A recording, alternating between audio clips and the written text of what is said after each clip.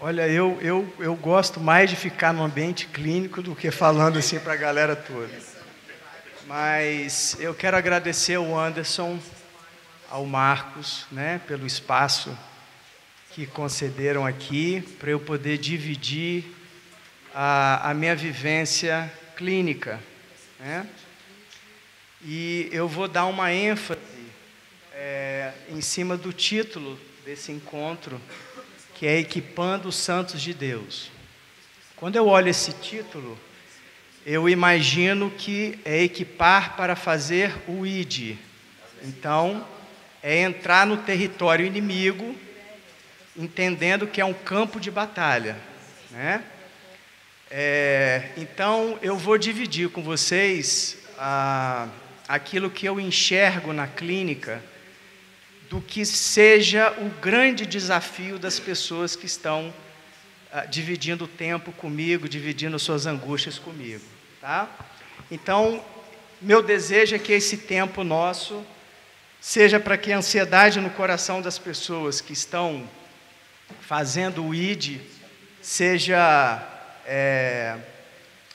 saciado, né, com as palavras que a gente vai compartilhar com vocês aqui. Então vamos para o próximo slide. Bom, tem um versículo, já que a gente está falando de campo de batalha, eu queria falar um pouquinho dessa questão de resistência, né? Eu vou usar a metáfora do jogo para que a gente consiga ilustrar um pouquinho melhor sobre isso. Marcos, você tem microfone aí? Não, né? Tá. Eu vou perguntar ao Marcos. Eu não entendo de futebol, ele entende de futebol. O que seria, Marcos, um time que tenha essa característica de resistência? O que um time de futebol precisa fazer? Que características que eles têm que ter para você entender uma forma de resistência? Resistência, primeiro, a gente não tem que desistir no primeiro erro. A gente tem que conhecer o time adversário, saber a tática do adversário. E para não desistir, eu tenho que, de alguma forma, confiar no meu colega. Por enquanto é isso. Ok. Você acha que um time de futebol que tem um bom ataque é uma forma de resistência? Um time de futebol que tem uma boa defesa é uma forma de resistência? Sim. Um time de futebol que se dedicou antes de ir para o jogo, dormiu bem, se alimentou bem, fez a fisioterapia, é uma forma de resistir ao adversário? Claro. Okay. Quem faz a pré-temporada faz tudo certinho, uma forma de resistência também. Se submeter ao seu técnico e conhecer o técnico do adversário é uma forma de resistência? É muito importante. Muito importante. Ok. Vamos em seguida. Esse versículo começa dizendo o seguinte: sujeitai-vos, pois, a Deus, resisti ao diabo, ele fugirá de vós. De novo, falando da minha vivência clínica. Eu não sei se o que é mais difícil para nós, se é resistir ao diabo ou se é se sujeitar a Deus. Eis o grande dilema da alma humana, e a gente vai falar um pouquinho disso no próximo slide. Não, volta um pouquinho, perdão.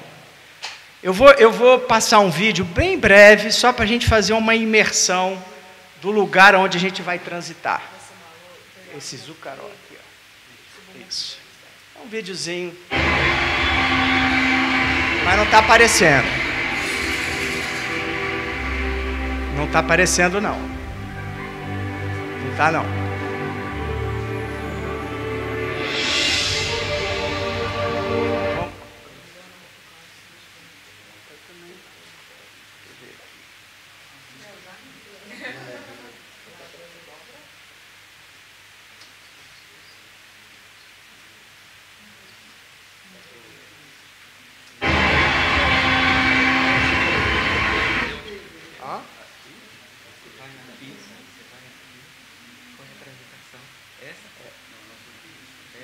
Isso, essa é a apresentação.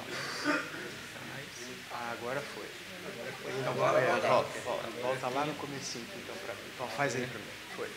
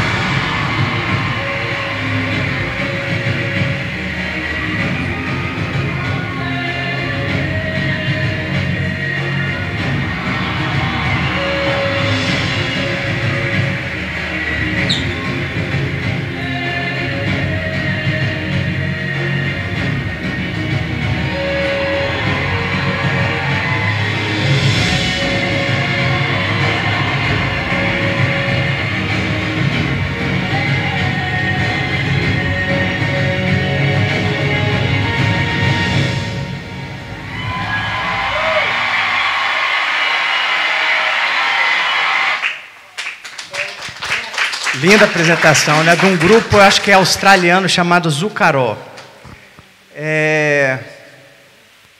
Eu vou falar brevemente de mim. A minha formação de base é administração de empresas. Eu fiz finanças corporativas, fiz marketing, trabalhei no comércio, trabalhei na indústria, trabalhei em banco. E com meus 34 anos, talvez, eu entendia que a minha relação com o trabalho precisaria de mudar. Foi na época que eu conheci a Ilma, fiz um curso no Secrai de cura e libertação. Foi quando eu tive a oportunidade de conhecer o trabalho da sua família, né, do seu irmão, seu. E depois eu fui fazer psicologia organizacional. E lá tem uma curiosidade, eu tive uma aula de psicopatologia do trabalho, que era o estudo das doenças inerentes ao grupo de trabalho. Então a gente dividiu o trabalho em blocos e estudou as doenças inerentes de cada grupo. E aí o professor explicando, era um psiquiatra, explicando as doenças inerentes de cada grupo e o que acontecia. Então, esse profissional ele era afastado, havia uma intervenção medicamentosa caso houvesse a necessidade, processo terapêutico caso houvesse a necessidade, resolvidas as questões dele, ele era inserido para o trabalho. Passado um tempo, a doença acometia novamente, borderline, enfim, tem várias doenças inerentes ao trabalho, e esse profissional era afastado, e iniciava o ciclo novamente. Eu levantei o dedo e disse assim: mas professor, se ele sabe que isso que ele está fazendo está gerando doença nele, por que ele não muda? Aí o professor respondeu: não sei. Quando esse professor me deu essa resposta, eu entendi que o meu ministério estava ali.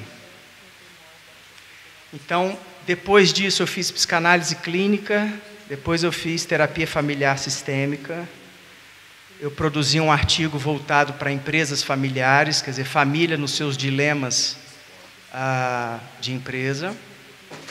E depois eu fiz uma formação numa escola em São Paulo de práticas colaborativas e dialógicas, como a gente se coloca diante do outro para construir um diálogo assertivo e também produzi um artigo que foi publicado num livro. Então eu falo desse lugar. Eu não sou pastor, né? Mas uso do consultório e das consultorias em empresa familiar uma maneira de imprimir os valores cristãos. Então vamos adiante. Bom, hino triunfal sobre a queda de Babilônia. Como caíste do céu, ó estrela da manhã, filha da alva, como fosse lançado por terra, tu que debilitavas as nações. E tu dizias no teu coração, eu subirei ao céu, e acima das estrelas de Deus exaltarei o meu trono, e no monte da congregação me assentarei da banda dos lados do norte. Subirei acima das mais altas nuvens e serei semelhantes ao Altíssimo, e contudo levado serás ao reino dos mortos, ao mais profundo do abismo. Tem muita riqueza nesse texto e eu quero dividir a minha leitura com vocês. Primeiro, a gente está falando de um princípio que mudança de lugar, ou seja, como caíste do céu, ó estrela da manhã.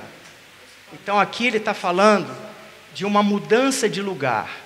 E tu dizia no seu coração, eu subirei ao céu, de novo falando de lugar aqui. Acima das estrelas de Deus exaltarei o meu trono. Ele está falando de lugar de novo. Ok? Me assentarei das bandas do lado do norte, e subirei acima das mais altas nuvens, e serei semelhante ao Altíssimo. Tudo que eu falar daqui para por diante, eu vou estar usando isso como base. Semelhante ao Altíssimo. Ali se inaugura, na minha forma de ver, uma coisa chamada perversão. Do latim per, pai e versão. Aqui se inaugura um novo lugar, aonde a estrela da manhã deseja ser como o Altíssimo. Ele quer ser pai, porém com uma versão própria. Perversão. Vamos adiante. Ok, tudo bem. Profecia contra o rei de Tiro. Será que esse pressuposto que eu comentei no slide anterior e esse que eu vou comentar agora só vale para Babilônia e para o rei de Tiro? Vamos avaliar juntos aqui. Então vamos lá. Filho do homem, levanta uma lamentação contra o rei de Tiro e diz-lhe, assim diz o Senhor Deus, tu és o sinete da perfeição, cheio de sabedoria e formosura. Estavas no Éden, lugar de novo, jardim de Deus, de todas as pedras preciosas te cobririas, o sárdio, etc, etc, etc, etc. De ouro se fizeram os engastes e os ornamentos, no dia em que fostes criados, foram eles preparados. Então, quando eu olho essa frase aqui, no dia em que fostes criados, eu entendo que houve um propósito quando Deus criou. Tá? Então aqui a gente está falando de quê? De lugar, agora nós estamos falando de propósito, ok? Perfeito eram os teus caminhos, desde o dia em que foste criado, até que se achou iniquidade em ti. Então, de novo, caminhos, nós estamos falando de lugar, desde os dias que foste criado, nós estamos falando de propósito. Seu coração tornou-se orgulhoso por causa da sua beleza, e você corrompeu a sua sabedoria por causa do teu esplendor. Por isso eu te atirei à terra, fiz de você espetáculos para os reis. Aqui de novo a questão de lugar. E quando fala, fiz de você um espetáculo para os reis, eu quero aqui inserir um novo ponto de reflexão. Dentro da terapia narrativa, a gente considera essa figura do terceiro como chamado testemunha externa. Essa testemunha externa, eu vou tentar me fazer entender aqui. Nós somos seres relacionais. Nós nos constituímos relacionalmente. Nós dependemos uns dos outros. Por exemplo, meu nome é Eduardo, não foi eu que escolhi. Alguém escolheu por mim. Ok? Para eu nascer, precisou de alguém, do meu pai e da minha mãe. Ah, Eduardo, mas eu nasci por inseminação in vitro. Você precisou do espermatozoide do seu pai, do óvulo da sua mãe e ainda mais o laboratório. Ou seja, nós somos seres que dependemos e somos constituídos relacionalmente. Portanto, para eu constituir o orgulho no meu coração, eu preciso desse público. E é exatamente esse público que Deus faz com que eu vou desconstruir o teu orgulho também diante desse público. Eu estou me fazendo entender? Isso é um detalhe extremamente importante. Então, um dos pilares que sustenta o orgulho é a validação da testemunha externa. Estamos juntos até aí? Está confuso? Tá. Então, vamos lá. Volta só um pouquinho, perdão. Por meio de seus muitos pecados e do seu comércio desonesto, você profanou os seus santuários. Por isso, fiz de sair de você um fogo que o consumiu e reduziu você a cinzas no chão, à vista de todos os que estavam observando. Presta atenção de novo nesse grande, gigante detalhe, que a gente vai ter oportunidade de falar um pouco mais disso depois. Então, à vista de todos. Tá? Por meio de seus muitos pecados, o seu comércio. Isso aqui eu vou deixar um pouquinho mais para frente, mas o Anderson colocou a bola de frente para o gol. Eu louvo a Deus pela tua vida. Obrigado pelo seu testemunho, Anderson. E vamos adiante. Então, vamos lá. Houve então uma guerra no céu. Olha de novo o lugar. Miguel e seus anjos lutaram contra o dragão e os anjos revidaram. Mas esses não foram suficientes fortes e perderam o quê? Lugar no céu. Olha, percebe como essa questão de lugar está enraizado nesses versículos? O grande dragão foi lançado fora, perda de lugar. Ele é a antiga serpente chamada Diabo ou Satanás, que engana todo mundo. Ele e seus anjos foram lançados à terra. De novo lugar. E diz, Lucas 10, eu via Satanás como um raio cair do céu. Ok, vamos adiante. Qual o efeito que vocês acham que isso provocou? Vamos pensar aqui. O que vocês acham que pode ter acontecido?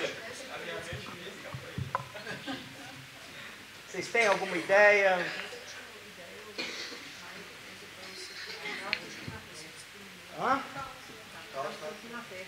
Vamos para o próximo. A gente está com pouco tempo, né? Vamos para o próximo. Perda de propósito. Ok? Perfeito eram teus caminhos, desde os dias que foste criado. Perda do lugar. Levado serás ao reino dos mortos. Perda da comunhão, por meio dos seus muitos pecados. Perda da identidade. Estrela da manhã passa a se chamar Satanás. Perda da autoridade. Estavas no Éden, jardim de Deus, perfeito era nos teus caminhos. Quebra do princípio da honra. Esse daqui é o alvo do nosso papo de hoje. Tá?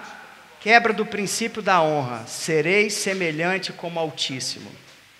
Lembra que ele inaugurou um lugar semelhante ao Altíssimo? Aqui eu vou usar uma ilustração. Eu vou pegar uma cadeira. Eu não sei se o pessoal de trás vai conseguir ver. Imagina aqui o trono de Deus. Tá certo? É o lugar mais alto do universo. Mais alto que a nossa mente humana possa alcançar. Esse é o trono de Deus. Se ele quer ser semelhante ao Altíssimo e sentar no lugar de Deus, o que estava no coração da estrela da manhã? Olha, para sentar nesse... Não cabe dois no mesmo lugar. Então, para ele sentar neste lugar, ele tinha que destituir Deus do lugar dele. Quando Lúcifer desejou isso no coração dele, foi o suficiente para ele poder ser derrubado. Essa é a linha teórica que eu sigo. Como eu não sou pastor, a gente não vai aqui entrar em discussões teóricas, mas eu vou mostrar como isso comparece na clínica. É para lá que eu quero chegar. Tudo bem? Então vamos nós. A queda do homem, Gênesis 3, de 1 a 23. Eu não vou ler tudo, mas eu vou ler alguns pontos que eu considero relevante aqui. Tá?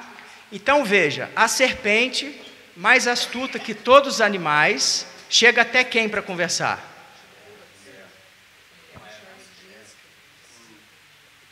Com a mulher. A Eva não está aqui ainda. Certo? Ele vai conversar com a mulher. Olha, mulher, por que você não pode comer? Por que você não pode comer do fruto dessa árvore? Ora, porque Deus disse que eu não posso comer. Só uma pausa interessante. Para as mulheres. Ela podia fazer tudo no jardim, não podia? Por que foi conversar com a serpente? Por que ela dedicou atenção para a única coisa que ela não poderia fazer? Será que a gente não faz isso nos dias de hoje? Tudo está bom, mas isso aqui não está legal. Eu dedico meu tempo exatamente para isso daqui que não está legal. Isso aqui é um papo de casal. Se fosse uma palestra para casal, eu entraria por essa porta aí. Tá? Mas vamos seguir. É certo. Então a serpente disse à mulher: é certo que vocês não morrerão, porque Deus sabe que no dia que dele comerem do fruto, né, os olhos de vocês se abrirão, e como Deus, vocês serão conhecedores do bem e do mal. Quem é que queria ser como Deus? E ele lançou o pecado dele para quem? Para a mulher. E a mulher diz: e vendo que esse fruto era bom para se comer, comeu. Se a gente pudesse usar uma metáfora, que nome que a gente daria para esse fruto? O que vocês acham? O que vocês acham? Fruto proibido, ok. Alguém tem outra sugestão? Pecado. Vamos por esse caminho aí. Orgulho ela desejou. Olha que coisa interessante. A estrela da manhã, só o fato de ter desejado sentar no lugar de Deus já foi o suficiente para a condenação dele. A mulher desejou, a mulher foi contaminada no orgulho também, mas nada aconteceu. Ela precisou dar um passo adiante, que é comer do fruto. Que fruto que seria esse? Desobediência. Lembre-se, olha o versículo que está antes. Porque Deus sabe que no dia que deles comerem, os olhos de vocês se abrirão como Deus, e vocês serão conhecedores do bem e do mal. Conhecimento. Eu vou adiar um pouquinho. É só uma teoria, ok? Na minha forma de ver, o nome desse fruto chama-se desonra. Ela também quis ser como Deus. Ela também quis ser conhecedora do bem e do mal, assim como Deus. Ela também quis destituir Deus do lugar dele. Tá? Vamos analisar como isso comparece na clínica, ok? Aí, olha que coisa interessante. Depois a mulher passa a se chamar de quê? Depois da queda. De Eva, né? E Deus vai, no final da tarde, passear pelo jardim e não encontra o casal. A primeira pergunta terapêutica da Bíblia. Exatamente. E pergunta para quem? Para Adão. Adão, onde você está? Olha como é que a questão do lugar comparece, né? Deus não criou Adão para estar ali. Mas ele se escondeu porque ele viu que estava nu. Não é isso? Então vamos nós. Tá.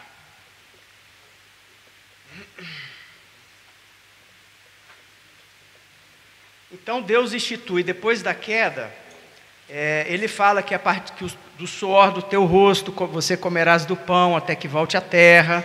Tá? Agora no versículo 23, detalhe.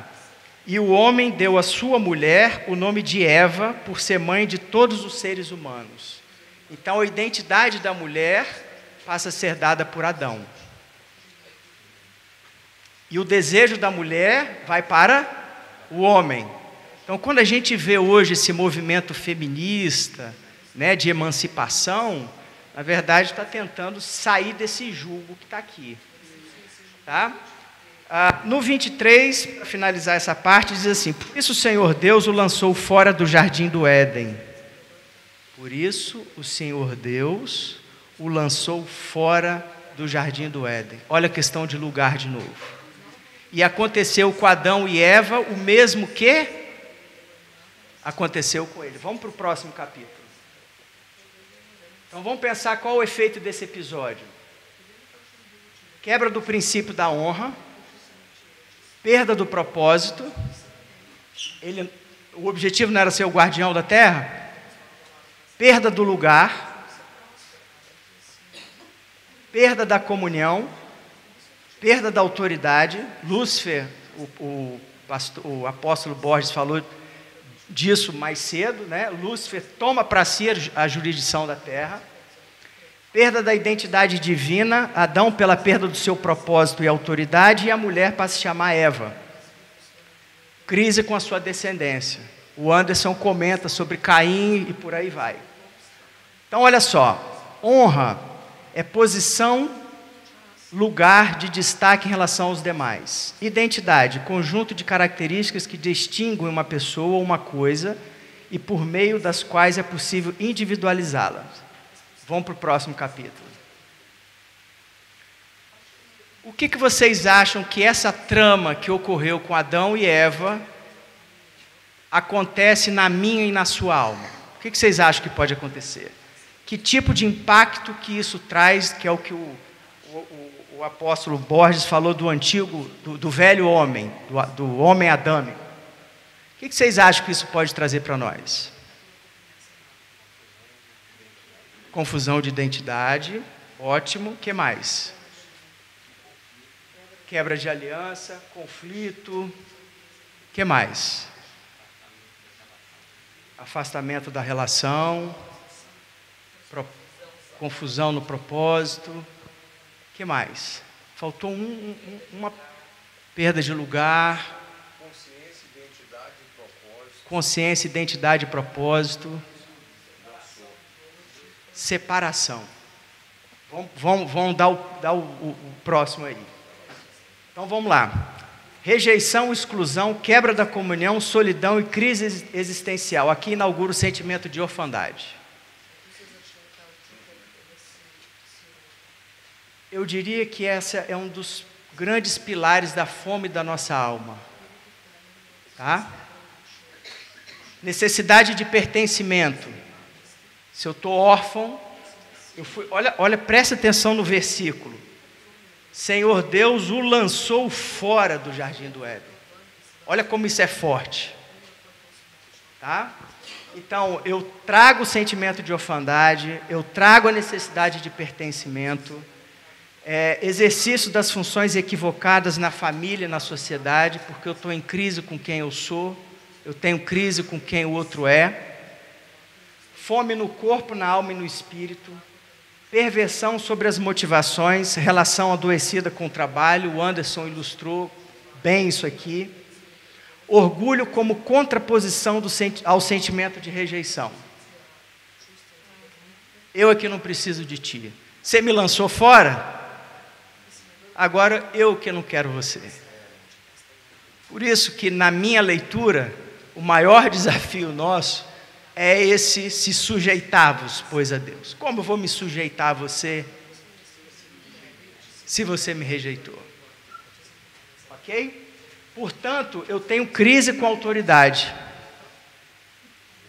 conflito com a figura materna e principalmente a paterna, porque é o pai que detém a maior autoridade na família. Ok? Então vamos lá. Volta um pouquinho, desculpa. Então, se eu tenho crise de autoridade, conflito com a figura paterna e materna, e principalmente a paterna, vamos entender nos dias de hoje como a sociedade tem lidado com isso. Tá? Então vamos lá, passa o próximo episódio. Eu vou explicar isso. Isso foi uma propaganda de um produto brasileiro chamado Natura. que utilizou a Tammy Gretchen, que é uma mulher, como se diz, uma mulher trans, que se vê como homem, ok? É um homem trans, isso, homem trans. Então, ela se vê como homem, ela se vê como homem, e o marketing utiliza dessa imagem como Dia dos Pais. Então, é um homem sem falo, é um homem sem pênis, é o homem sem a figura de autoridade. É como, nos tempos de hoje, o inimigo imprime o quê? O sentimento de orfandade. Para imprimir o sentimento de orfandade, eu tenho que deslocar a autoridade paterna. Ok? Agora, será que isso é só no marketing? Vamos para o próximo passo. Pois é. Está aqui a Maria, o menino Jesus. Cadê o pai?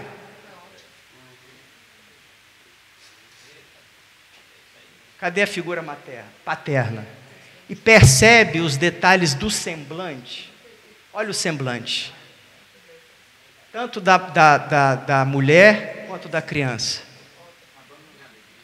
Você consegue sentir isso? Né? Ok. Então vamos tentar entender. Eu trouxe um trecho do livro de vocês, do seu irmão, no próximo slide. Dá para... Não, o pilar mestre da família é a figura paterna, que provê um referencial divino para os filhos e a esposa. A ausência do referencial paterno impõe um jugo de orfandade e viuvez que desestabiliza o ambiente familiar, provocando insegurança e desproteção. Olha de novo aqui, ó. Insegurança e desproteção, que tem a ver com a sensação lá de trás de ter se colocado posto para fora, né, de ter perdido o lugar, de ter perdido o propósito, de ter perdido tua identidade. Né? Por isso o diabo é o pai da orfandade. A paternidade de Deus expulsa a companhia da solidão, solta as cadeias da rejeição e faz a personalidade prosperar. Porém, para Deus romper o jugo da orfandade, é necessário que rompamos o jugo da rebelião em nossa vida. Enquanto não o fizermos, habitaremos num território emocional e espiritual totalmente árido e estéril. Grave esse trecho aqui, ó, árido e estéril, tá? Eu vou falar sobre isso adiante. Árido e estéril. É necessário abrir mão da posição de vítima e sermos batizados pelo Ministério da Reconciliação. Isso aqui está no livro do Avivamento do Odre Novo. Afinal, que rebelião é essa? Ele nos diz aqui, ó, é necessário que rompamos o jugo da rebelião. Que rebelião? O que poderia ser essa rebelião? Vamos lá para o próximo. Vou propor aqui uma reflexão que sustenta essa rebelião. Com essa imagem aqui, o que vocês acham que poderia ser essa rebelião? A gente já cantou a pedra um pouquinho antes, mas vamos revisitar. A ideia de fazer algo sozinho, ok? Né? Separado, olha só, a ideia de fazer algo sozinho. A ideia de fazer algo sozinho. Lembra que o Anderson comentou do fazer para ser? Né? Vamos lá para o próximo slide.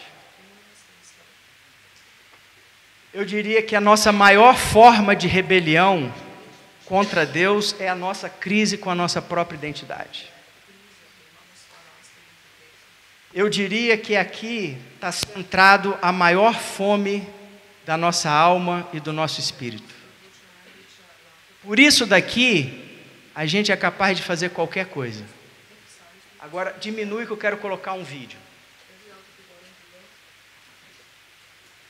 Eu vou passar um vídeo de um filósofo brasileiro chamado Pondé, ok? É um vídeo curtinho e ele vai trazer essa ideia de reflexão.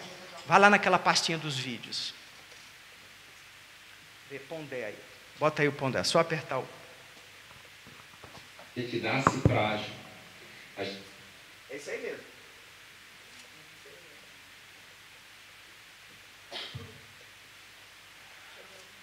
A gente nasce frágil. A gente sabe mais do que deve, mas nunca sabe tudo que precisa. A gente está entregue a forças contingenciais que a gente não controla. A gente tem um corpo que tem um processo de envelhecimento inexorável em direção à morte. A gente não sabe de onde a gente veio, não sabe o que está fazendo aqui, nem sabe para onde vai, mente a maior parte do tempo sobre essas coisas. Então, de fato, o desamparo torna a condição humana um terreno muito fácil para você fazer qualquer negócio para sofrimento. E é aqui que eu vejo que muitos cristãos se perdem, porque o fato de se converter não necessariamente é tomar posse da identidade. São coisas distintas. Deus oferta, mas a falta de consciência faz com que eu não tome posse dessa identidade, ou lembra lá atrás que serei semelhante ao Altíssimo. O inimigo oferta uma identidade pervertida. Lembra que se inaugura um lugar da perversão? Vamos lá para a próxima.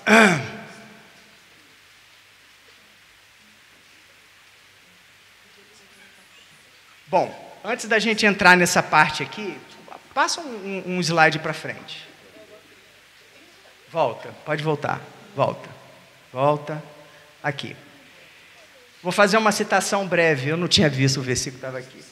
Mateus 3, 16, 17 e Mateus 4, 1 e 4. Em Mateus 3, que é um capítulo anterior à tentação de Jesus, no 3 é o batizado de Jesus. Vocês que são pastores, me lembrem, quando Jesus é batizado por João Batista, desce uma pomba branca dos céus e... É isso aí, ó. Uma voz audível do Pai. Ou seja, não é uma voz transcendental que só Jesus o escutou. É uma voz audível que disse... Olha a testemunha externa.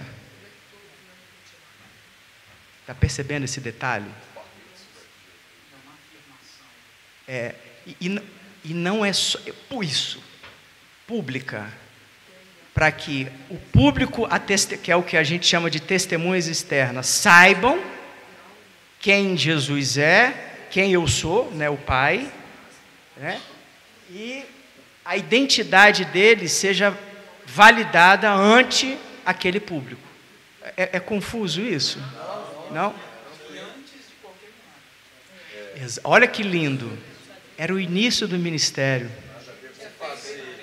Exatamente. E não tinha nada a ver com o que fazer. E qual é o verbo que o Pai usa? Este é. Ou seja, independente do que está por vir, você é meu filho amado. Então, quando eu olho para o contexto da clínica, das minhas vivências clínicas, eu procuro convidar aqueles que estejam de acordo, obviamente, a compreensão desse tipo de amor, porque esse tipo de amor é o que cura e que tira a alma do cativeiro, tá? E que sacia a nossa alma. Então vejam, nós estamos em Mateus 3, né? Mateus 4, um capítulo depois, Jesus sendo levado para o deserto para ser tentado, depois de 40 dias e 40 noites teve fome. Fome de quê? De pão, de comida, de presença, de pertencimento, deserto. Lembra no versículo anterior, terra árida? Lembra que eu presta atenção nesse versículo aqui, terra árida. Ele estava num lugar árido, hostil. O que mais? Vamos pensar sobre o espectro humano mesmo. Sozinho. Validação. O que mais? Cansaço, ferida, frio, calor, medo, né? Fome fisiológica, fome relacional. O mundo está acontecendo lá fora e eu estou aqui. Ou seja, Jesus foi inserido num contexto, todos os contextos possíveis, para que ele tivesse crise na identidade dele. Tá? Ele foi levado ao nível extremo para que ele pudesse ter a crise dele. Afinal de contas, por que eu estou fazendo aqui? Mas havia um propósito. Se Jesus se submeteu a isso, a didática dele não é esquizofrênica. É porque isso serve para mim e para vocês. E aí vindo o tentador disse: se tu és o Filho de Deus, transforma essa pedra em pão. Presta atenção na pergunta. Quantas pessoas não têm transformado pedra em pão na vã tentativa de mostrar ao outro quem ele é? Vou repetir de novo essa reflexão.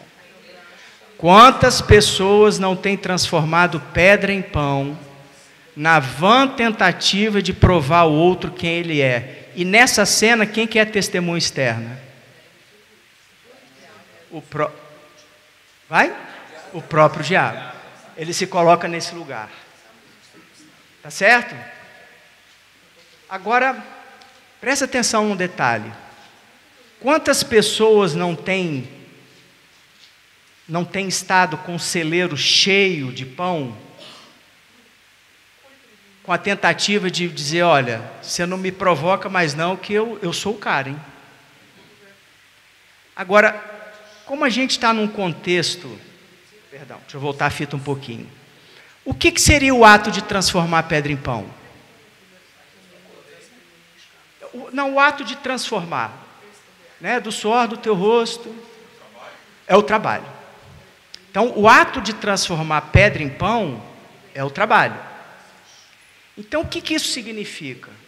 Às vezes eu posso fazer o ID, ter meu celeiro cheio, que metaforicamente seria a minha igreja cheia, mas a minha ação está correta, eu estou fazendo o ID, eu estou construindo igreja, a minha igreja está cheia, eu estou mostrando para os outros que a minha igreja está crescendo, mas na verdade, ainda que a minha ação esteja correta, a minha motivação pode estar errada, pervertida. Porque ao invés de eu fazer como propósito, eu estou fazendo como uma forma de provar quem eu sou. E aqui é que as pessoas adoecem. Vamos passar um videozinho? Como é que está aí, pastor Marcos? Quanto tempo você acha que eu ainda tenho? Vamos passar um videozinho aqui, agora caso prático de público, tá? Vão passar do Augusto Cury e depois do filho da Elis. Augusto Cury, só uma pausa. Aí.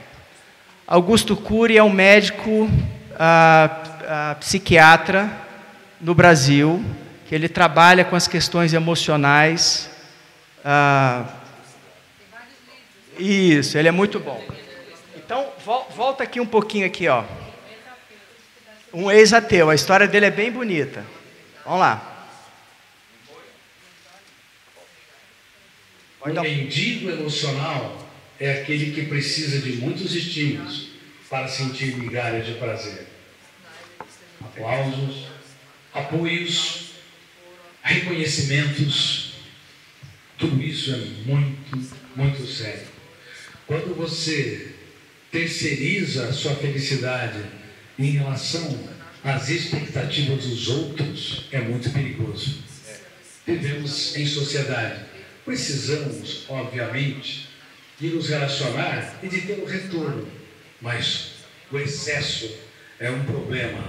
Porque as pessoas íntimas... Pode parar aí que aí ele abre outra porta. Ele vai abrir uma outra porta, aí senão vai fazer uma confusão para nós. Que reflexão que a gente faz aqui? Você lembra como ele começa o vídeo falando de mendigos emocionais. Vamos trazer para esse contexto de reflexão. O que seria um mendigo emocional? Carente, tá com fome aonde? Está com fome na alma, porque a crise dele está onde? Na identidade. Ok? Estamos juntos até aí? Então vamos lá, vamos para o próximo vídeo. Pode botar o filho de Elis.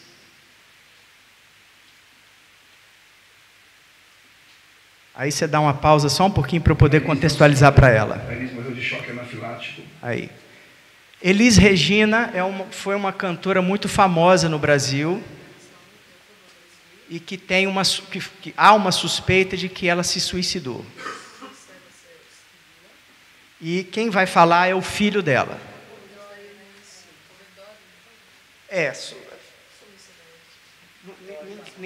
Não se bate o martelo, né? Mas vamos lá. Pode dar o play. A Elis não se matou, a Elis morreu de choque anafilático. O que ela tinha não daria para ter uma overdose. E também... De que o Bidan está falando?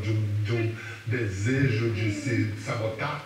Eu acho que é uma grande tristeza de ver para onde o mundo estava indo e perceber isso. E sim, eu concordo que ela sentiu um vazio existencial muito grande quando ela percebeu que não haveria mais um grande álbum, na opinião dela, para ser gravado.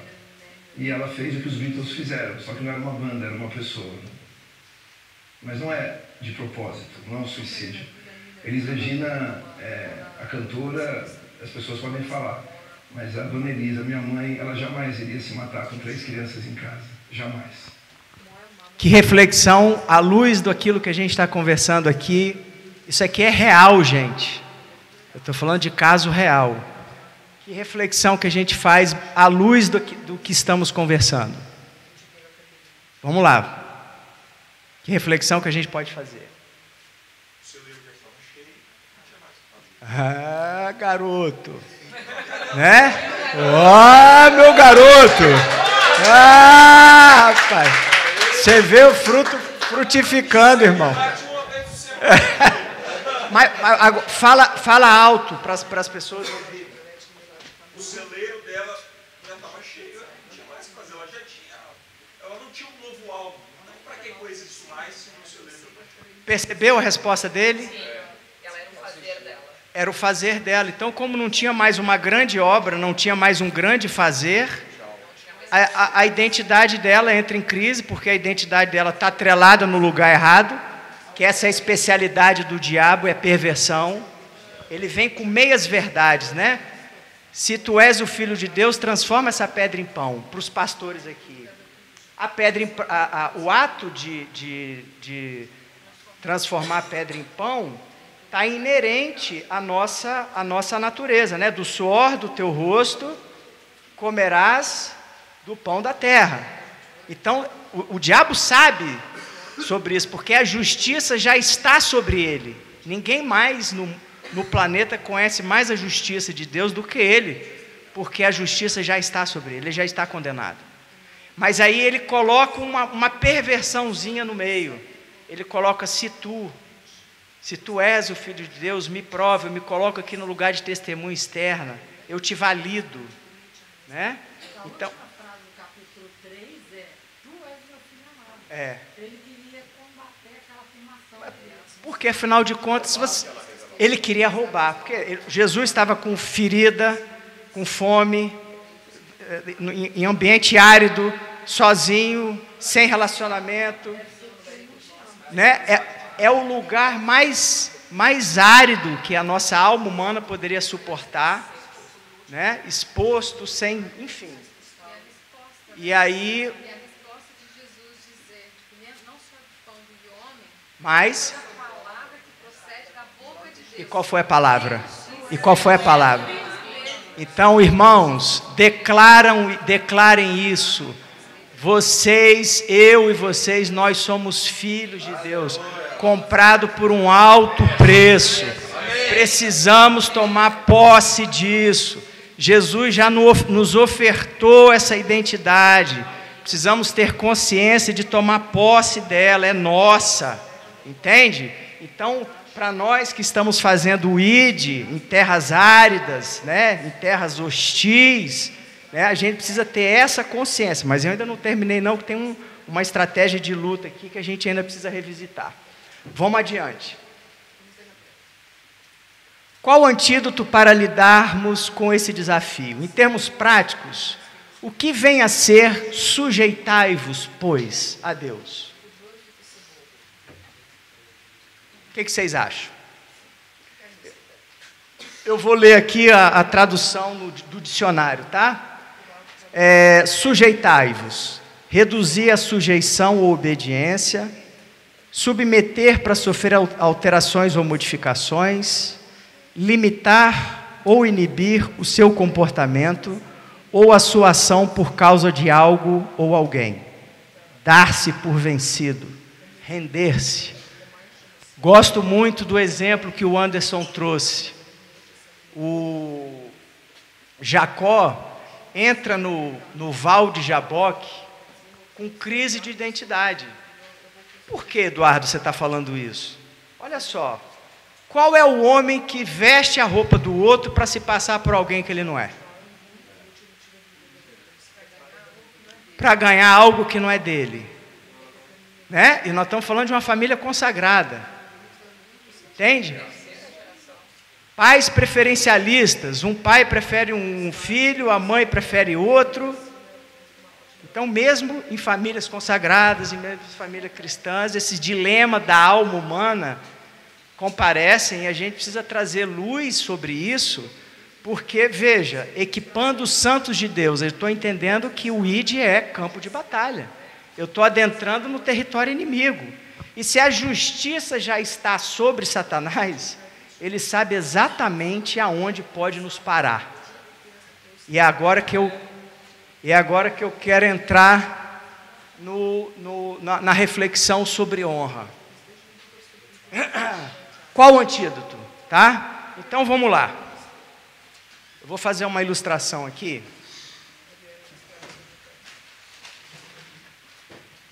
Eu vou botar aqui 2 lugares. A Bíblia fala para honra teu pai e tua mãe, para que se vá bem em seus dias sobre a terra.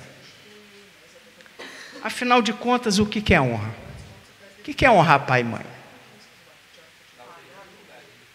Dar o devido lugar a eles. O que é isso na prática? Contextualiza.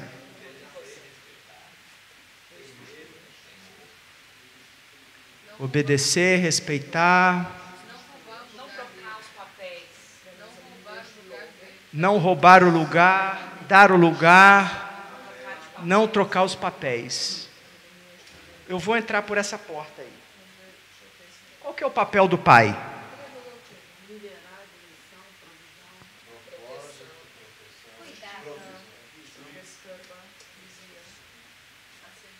Sacerdócio, cuidado, proteção. Tem uma função importante do pai que ainda não foi dita. Limites, autoridade, liderança, ensino, provisão, gerar quase, dar a identidade. Tá? Boa. Ele afirma e transmite. Sexual. Mas eu estou falando também de não só identidade sexual, mas eu estou falando de identidade de pertencimento, né? Lembra, esse é o meu filho amado, você me pertence, né? Então, exato, né? Você vê que Adão passa a chamar a mulher de Eva, né? Então, esse pressuposto, ele se comparece até os dias de hoje. Então veja, se esse pai falha nessa função da transmissão geracional, o que acontece? O que pode estar no lugar então aqui? Lembra que o diabo ele é pervertido? Perversão, uma versão de pai. Deus é pai, ele quer criar uma versão nova, quer ser semelhante ao autismo. O que você acha que ele pode querer colocar nesse lugar?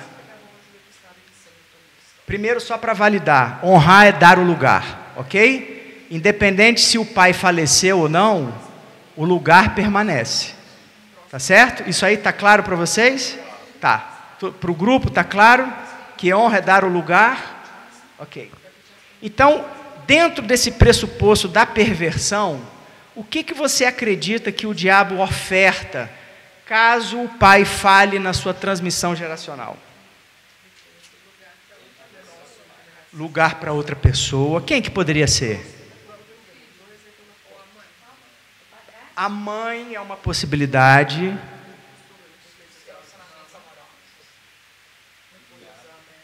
Sim, mas o diabo ele não entra personificado de diabo, né? Ele imprime a justiça que já está condenada sobre ele em nós. Ele quer carregar a gente com ele, não é isso? Então ele imputa sobre nós o mesmo pressuposto que está sobre ele. Então, de que maneira se o pai falha na transmissão geracional? Perfeito. Então, o fazer pode ser... Ó, você não sabe com quem que você está falando? Eu sou o doutor fulano de tal. Né? Vocês já ouviram isso muitas vezes, né? Carteirada. Então, o ter também. Olha como é que o meu celeiro está cheio. Você não me confronta na identidade não, senão eu vou esfregar na sua cara o meu celeiro cheio. Porque esse confronto dói na alma do sujeito. Confrontar o outro naquilo que ele não é, remete a alma lá na orfandade. Faz sentido para vocês isso? Ou eu estou... Tá? Estamos juntos até aí? Você está viajando, mas a gente está viajando. Fica tranquilo, nós estamos no mesmo bonde. Nós estamos no mesmo bonde. Quero ver o jeito que vai te levar. Mas eu estou trazendo casos verídicos, né, que dá para entender a angústia da alma do indivíduo a essa luz. Então, todas as histórias que eu ouço no consultório, a minha mente está no pano de fundo disso daqui. Lugar, né, perda de propósito, perda de identidade, e contextualizar naquele indivíduo aonde está de fato a dor dele. Tá certo? Então, a gente viu que se o pai não exerce as suas funções de transmissão de identidade, de proteção, do cuidado, da ordem, né, outras coisas entram no lugar. O que você acha que entra no lugar? Prático. Trabalho, dinheiro, o que mais? Ele mesmo, o próprio orgulho, o orgulho, isso aí ele se garante. Quem mais pode sentar nesse lugar? Conquista, prazer, o ídolo. A gente está inserido aonde? Lembra lembra na mensagem sua mais cedo que você falou que o grande desafio era, eu vou adiantar porque nós estamos com pouco tempo aqui. O Estado entra aqui. Entendeu? É o ídolo. Então, o que a pegada comunista faz? Remete o indivíduo no lugar de órfão, perverte a figura masculina, ceifa o falo, que é a representação da masculinidade, né, da autoridade, ceifa o falo, né, imprime a orfandade, perverte o contexto do indivíduo para deixar ele em que lugar? Órfão. Pronto, agora eu sou o Estado, eu vou suprir você. Entende? Essa é a leitura da Eslovênia, porque nós éramos socialistas. Saímos de um sistema socialista para 92. A mente eslovena é exatamente essa. O Estado me paga, o Estado me dá, o Estado me protege, o Estado me protege. O Estado é meu pai. O Estado é meu pai. É meu né? Deus. Quando a gente faz uma análise, quando eu faço uma análise da campanha, por exemplo, a presidência da República que houve no Brasil, você tinha um vetor dizendo mito, ou seja, é aquele que vai me salvar, e você tem um outro vetor, que é o pai dos pobres. Percebe que os dois, a campanha cai no mesmo lugar? Eu me fiz entender? Né? Mito é o substituto. Né? Então, eu como órfão, que dependo de alguém para me salvar, porque o que Jesus fez não faz sentido para mim, eu não tomo posse, né? Então eu preciso colocar outra coisa nesse lugar. Né? Meu pai falhou comigo. O exemplo da picanha e da cerveja. Perfeito. É o pai que dá. É perfeito. É o pai que nutre. Família. Né? Exatamente. Exatamente. Então, quando a gente fala de honrar pai e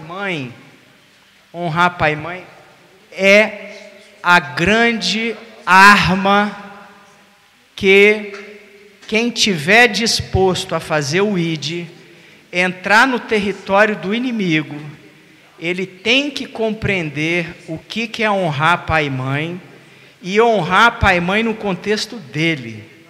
E ele revisitar as histórias da vida dele, para poder compreender quais coisas ou quais pessoas ele colocou nesse lugar aqui, ou ela. Você quer ver um exemplo, que se um dia a gente puder falar de casal, quem é que pode sentar nesse lugar também? Não, no lugar do pai. O esposo.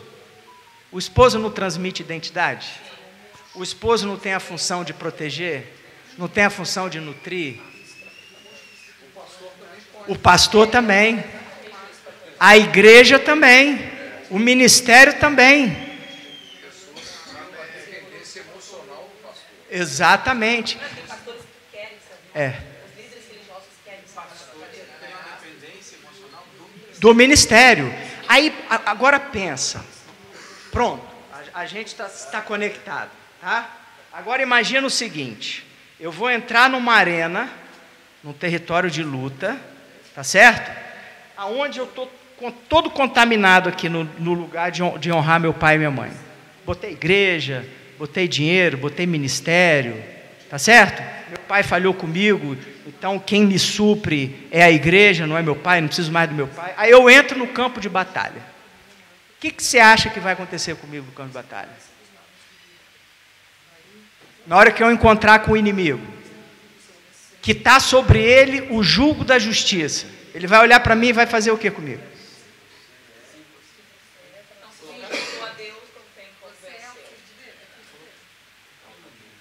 Vai colocar dúvida. Porque exatamente, aí, gente, olha só, muito legal o que ele diz aqui. Vai colocar dúvida. Então, se eu estou em dúvida, eu não vou.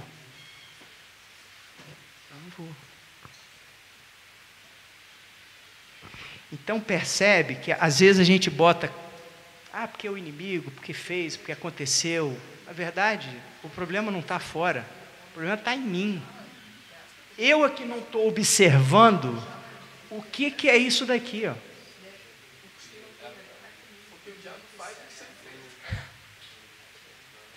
E ele não faz nada sem o consentimento de Deus. Então, eu me questiono se o que é o maior desafio nosso é o sujeitai-vos, pois, ou resistir ao diabo. Eu diria que é o sujeitai-vos, pois. E a gente peca por ignorância. Então, veja. Tipo assim, a nossa sujeição a Deus já é uma resistência que o diabo não pode suportar. Por si só.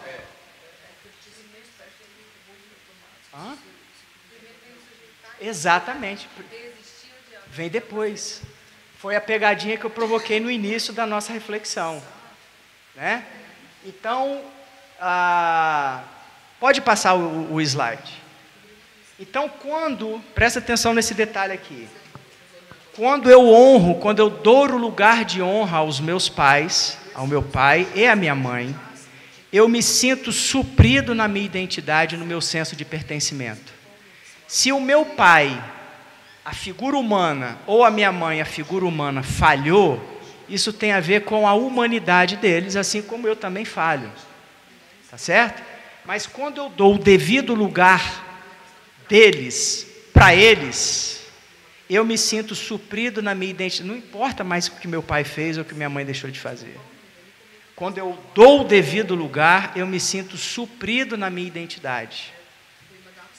Eu me sinto suprido no meu propósito. E aí, se eu me sinto suprido na minha identidade, no meu propósito, eu não tenho, a fome já não me governa. Olha que coisa interessante aqui, ó. Então, são 2 pilares que eu quero deixar de reflexão aqui, que eu considero os principais pilares para a gente já ir concluindo. Primeiro, é o mais poderoso. Honra teu pai e tua mãe. Olha só que coisa interessante. Para que tudo te vá bem na terra que o Senhor te deu. Ele não diz assim, olha, honra teu pai e tua mãe para que teu ministério vá bem. Ele também não diz, olha, honra teu pai e tua mãe para que o seu casamento vá bem. Não. Ou para que o seu trabalho vá bem. Não. Ele diz, para que se tudo, olha que coisa linda, tudo, ministério, WID, entende? Então eu tenho que sair desse discurso de usar o meu trabalho. Eu não sei qual é o dilema de vocês, aqui é só uma reflexão. Eu não posso usar do meu, mas Deus, eu tenho uma igreja, eu tenho um ministério. Só que você fez isso com a motivação equivocada. Ainda que, me lembra aí aquela frase do amor de Coríntios? Ainda que você dê seu corpo para ser queimado, dos homens, se não tiver amor, portanto, eu posso fazer do ministério como uma questão para mim, que não tem nada a ver com Deus. Faz sentido isso? E aí quando eu entro no campo do inimigo, o inimigo sabe exatamente o que eu estou fazendo, porque está sobre ele o jugo. Foi por isso que ele caiu, foi por isso que ele perdeu o lugar, foi por isso que ele perdeu a identidade, foi por isso que ele perdeu o propósito. Perdeu tudo. Assim como ele sabe que perdeu tudo, ele quer imprimir o jugo que está sobre ele em nós. Qual o antídoto? A honra do pai e da mãe. Lembra? Quando Jesus fazia as obras dele, ele dizia, nada do que eu faço, faço por mim mesmo, mas...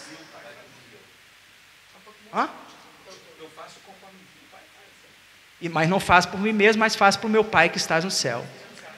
Você quer ver um filho, já estou concluindo, tá? Você quer imaginar um filho que tinha todas as razões para desonrar o pai dele? Você quer ver um camarada que tinha todas as razões para desonrar o pai dele? Jesus. Vamos analisar? Ele é destituído do céu, vem morar conosco.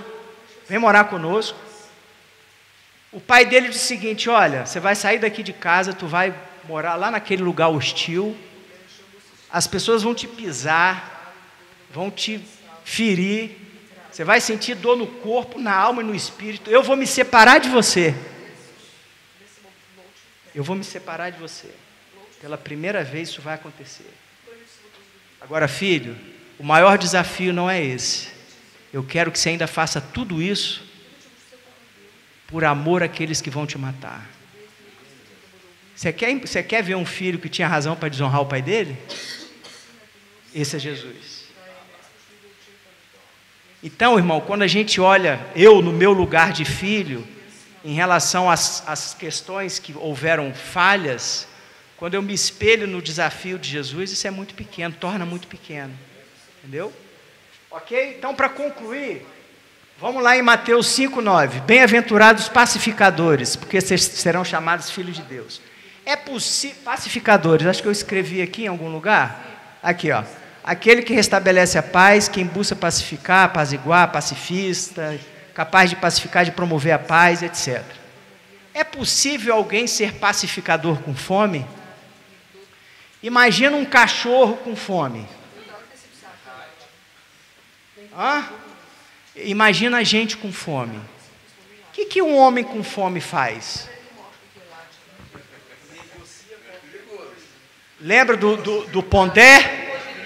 Eu faço qualquer negócio para a alma do E-. Então, olha como é que essa porta se abre, né? Eu faço qualquer negócio. Pode entrar aí prostituição, adultério, droga. O que mais?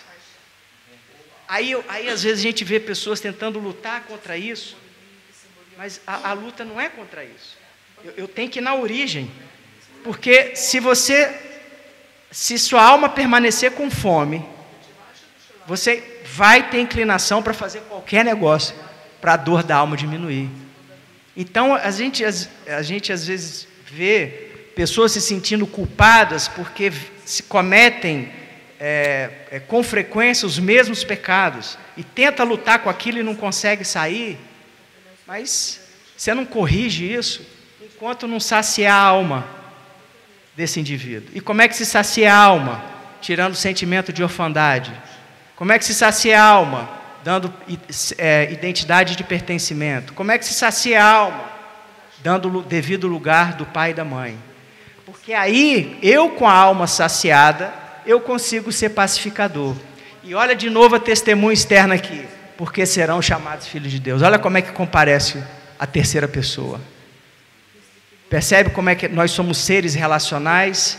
E aí eu te pergunto, para finalizar essa prosa, será que também a gente não coloca essas testemunhas externas neste lugar para eu ser validado naquilo que eu não fui pelo meu pai?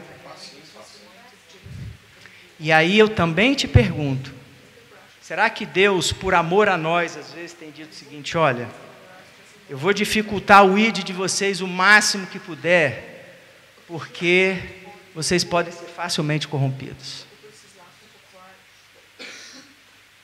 Faz sentido isso? Por quê? Porque na hora que o aplauso vier, o teu ego vai estar inflado, o teu orgulho vai estar inflado, e você vai cair no mesmo lugar que a estrela da manhã caiu. Então eu vejo a resistência de Deus como uma forma de amor. Ok? Gente, olha, obrigado por esse tempo e obrigado pela oportunidade. Hã? Não, a gente... Oi, pois a ideia era bater papo, assim, né, gente?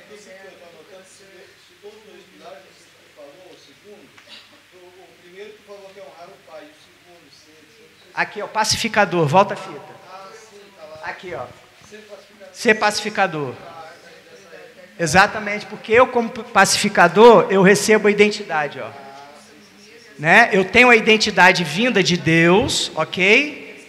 E tenho a identidade vinda dos homens. Então, eu tendo essa identidade vinda dos homens, é um dos antídotos, Anderson, que eu saio daquele lugar do fazer para ter, porque às vezes eu também faço, não só para ser, mas para ser validado, para ter público. Porque ser um pacificador, o que é ser um pacificador, na minha perspectiva, tem várias direções. Sim. Porque você é chamado para reconciliar o homem com Deus, é ser um pacificador. Uhum. Você é chamado para suprir a necessidade de uma pessoa, é ser um pacificador.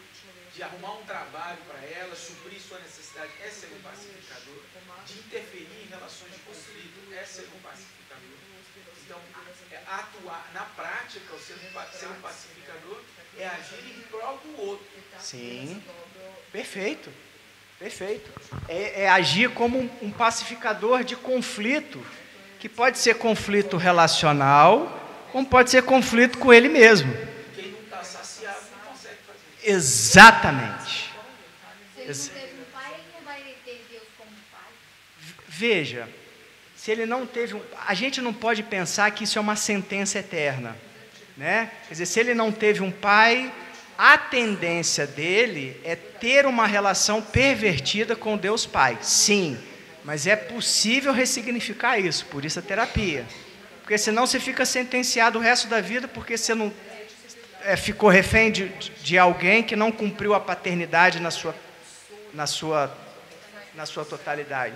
E será que eu, como pai, mesmo sabendo disso tudo, será que eu cumpro? Qual que é o meu maior desafio em relação à relação com a minha filha? Apontar um pai. E tem duas. Tem mais uma. Às vezes eu posso falhar em ser um pai e dar identidade para ela. Às vezes eu posso falhar nisso. Mas o meu maior O meu maior desafio é o seguinte: filha, apesar das minhas falhas, esse lugar aqui precisa ser honrado. Não coloca marido aqui, não coloca trabalho aqui, entende? Então esse é meu maior desafio, porque eu sei que eu vou errar. Você vai ter que ensinar ela a honrar, pai. Exatamente. E apontar que existe um modelo perfeito. Por exemplo, no sentido de ser um pacificador, né, uma das palavras mais fortes para explicar o Evangelho é a palavra propiciação, que significa apaziguar mediante um sacrifício, mediante uma oferta perfeita. Então, nós somos limitados, somos imperfeitos, mas tem um Pai Celestial que é perfeito, ou seja, existe um modelo perfeito que a gente precisa olhar para lá. Exatamente. Então, isso é que eu entendo que seja o maior desafio, e eu entendo isso como a maior estratégia da nossa luta terrena. É aqui que eu alinho as minhas relações com o outro, e é aqui que eu alinho a minha relação com a autoridade, e é aqui que eu alinho a minha relação com a minha esposa, porque olha que coisa interessante, eu posso colocar a minha mulher no lugar da minha mãe. A mulher não é da ordem do afeto, do carinho, do cuidado, da nutrição? Então, se o lugar da minha relação com a minha mãe não estiver bem definido, eu coloco a minha esposa nesse lugar. E aí eu acabo brigando com a minha mãe na pessoa da minha esposa. Mas isso aí seria um assunto para casal. Faz sentido isso para vocês? Faz, né? É porque, de novo, as funções elas são parecidas, e a gente faminto na nossa alma de querer ressignificar a minha relação com a minha mãe. Como eu não consegui com ela, eu vou tentar com a minha mulher. Aí do outro contraponto é verdadeiro. A filha que por razões não conseguiu ser suprida na sua totalidade por conta do pai, o pai falhou por alguma razão, ela convoca o marido para esse lugar. E como ela não consegue resolver com o pai, ela briga com o pai na pessoa do marido.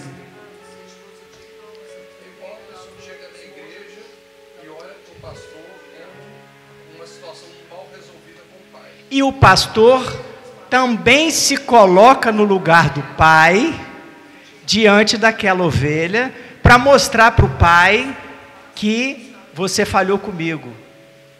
Você devia ter feito comigo o que eu estou fazendo com a minha ovelha. Entende? Como é que isso faz sentido para os pastores? Ok? Porque a igreja é uma comunidade terapêutica. Muita coisa que o cara não aprendeu dentro de casa, ele vai ter uma chance de aprender na igreja. Mas a gente tem que ter esse cuidado para não gerar esse tipo de dependência emocional. Mas o cuidado está aqui, ó, na honra, em dar o lugar, tá? Lugares bem definidos, tá? Aqui é a chave.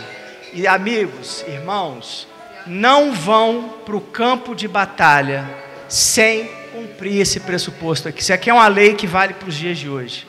É atualíssima, porque senão vocês vão ser feridos. Ok? Tá bom? Olha, obrigado pela oportunidade de estar aqui. Obrigado, Anderson, Marcos, por esse espaço, por esse bate-papo nosso. Tá bom, Marcos? Obrigado a você.